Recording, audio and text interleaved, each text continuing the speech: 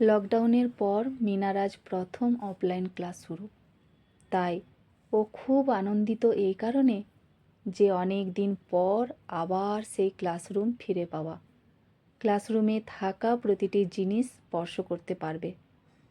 তার সাথে টিচার এবং সমস্ত ফ্রেন্ডসদের সাথে অনেকটা সময় সে আনন্দে কাটাতে পারবে। মেয়েটা দেখতে দেখতে অনেকটা বড় হয়ে গেল। এবছর ক্লাস 3তে উঠল। মিনা স্কুল থেকে ফেরার পর তার মা তার কাছ থেকে প্রথম দিনের অভিজ্ঞতা জানতে চায়। তখন সে বলা শুরু করলে আর যেন শেষই হয় না, এতটাই সে খুশি ছিল। এভাবেই কাটে 2.5-3 মাস।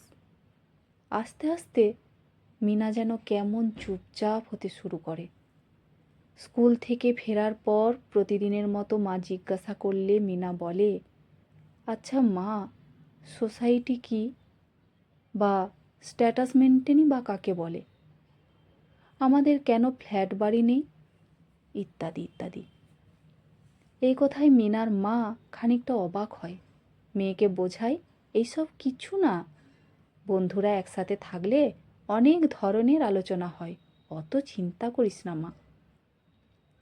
স্কুলে আস্তে আস্তে শুরু হয়ে গেল মেন্টাল হ্যারাসমেন্ট। কয়েকজন ফ্রেন্ডস মিনার ব্যাগ থেকে পেন্সিল, এরেজার, স্কেল, ছোট ছোট জিনিসগুলি চুরি হতে থাকে। প্রয়োজনীয় জিনিস সামলাতে না পারার কারণে বাবার কাছে বকুনিও খায়। একদিন একটি মেয়ে বন্ধু স্কুলে ওকে জিজ্ঞাসা করে, তোদের ফ্ল্যাটের নাম কি? তার মানে তোরা রেন্ট হাউসে থাকিস? এ বাবা! মিনা মজা করে তাকে বলেছিল, ঝুল পরিষ্কার করার ভয়ে আমার বাবা বাড়ি কেনেনি। তুই কি জানিস আমার দাদু একজন রিচ পারসন? আমরা অনেক রিচ ফ্যামিলি থেকে বিলং করি, প্রতিটি জিনিস পরি ব্র্যান্ডের। তুই তো তাহলে মিডিল ক্লাস। এত বড় স্কুলে তোর আসার কোনো অধিকার নেই। তুই অন্য স্কুলে পড়বি। এই স্কুলে যারা পড়ে তারা সবাই ধনী। পরের দিন ড্রয়িং কম্পিটিশন থাকায় সবাই যে যার মতো ড্রয়িং করে, কিন্তু রেজাল্ট বেরোলে মিনা সেকেন্ড প্লেস পায়। তখন ওর মেয়ে বন্ধু টিনা বলে, আমার দাদুও ভেরি গুড আর্টিস্ট। মিনা ওর কথায় কান না দিয়ে বাড়ি ফিরে আসে। ধীরে ধীরে টিনা ক্রোধান্বিত হতে থাকে। যে কোনোভাবেই হোক সে মিনাকে স্কুলে শান্তিতে থাকতে দেবে না। তাই নেক্সট টার্গেট নেয়। আচ্ছা, আইডি কার্ডে এটা কি তোর বাবা মার ছবি? মিনা বলে, হ্যাঁ। তখন টিনা বলে, এ বাবা, তোর বাবা তো গ্র্যান্ডফাদারের মতো দেখতে, আর তোর মায়ের তো মাথায় কোনো ব্রেনই নেই, ছি ছি। মিনা কথাটি সহ্য করতে না পেরে টিনাকে বলে, শোন টিনা, কখনো কারো বাবা মা তুলে কথা বলতে নেই, সেটা যে কোনো প্যারেন্টসই হোক না কেন। প্যারেন্টসরা আমাদের গুরুজন হয়, আমাদের রেসপেক্ট করে কথা বলা উচিত।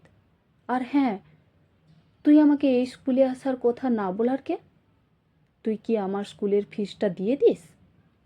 আমরা বড়লোক না গরিব, বা আমাদের লাইফস্টাইল আমাদের, তোকে এসব নিয়ে ভাবতে হবে না। স্কুল শুধু পেমেন্ট চায়, যে দিতে পারবে স্কুল কর্তৃপক্ষ তাকে ভর্তি নিতে বাধ্য হবে, বুঝলি? মিনা পড়াশোনায় খুবই ভালো, কিন্তু নিজেদের কোনো ফ্ল্যাট না থাকায় বারবার তার এই শিশু জীবনে সমস্যা এসেছে। ওর বাবা স্কুলের প্রিন্সিপালকে জানালে অল্প কিছু পানিশমেন্ট দিয়ে ছেড়ে দেন, বাচ্চা বলে। এতে ওই কয়েকটি ছেলে মেয়ে আরও রাগান্বিত হয়। একদিন বাথরুমের দরজার পাশে লেখা, I will kill you Meena. Meena গিয়ে যখন দেখে তখন সে অবাক হয় এবং স্কুলের ম্যাম বিষয়টি তদন্ত করতে শুরু করে কে লিখেছে। আরও একটি ঘটনা ঘটে। মিনার ডাস্ট অ্যালার্জি থাকার জন্য প্রতিদিন রুমাল টুপি পরে যেত। টিনার কথা, আমার মাফলারটা দেখেছিস কত সেক্সি অ্যান্ড হট, আর তোর মাফলারটা দেখ, মনে হচ্ছে তুই একটা মুসলমান। মিনা ওকে উত্তর দিয়েছিল, তাহলে তোর দাদুকে বল না ওই রকম সেক্সি অ্যান্ড হট টুপি মুসলিম বাচ্চাদের জন্য যেন একটা করে কিনে দেয়। তোরা তো রিচ ফ্যামিলি।